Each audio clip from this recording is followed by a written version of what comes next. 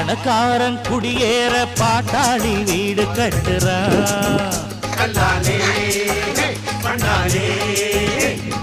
ஆனாலும் அவனுக்கோர் வீடில்ல யாரு கேட்கிறான். பல பேரு தான் உடுத்த நெசவாளி நூல நெய்யறான். அட ஆனாலும் அவன் உடுத்த வேட்டி இல்ல யாரு கேட்கிறான். சம்பளம் வாங்கியது முழுசா வீட்டுல சேர்த்திடுங்க. மத்தியில் யார் பறிப்பா பறிச்சா முட்டிய பேத்திடுங்க.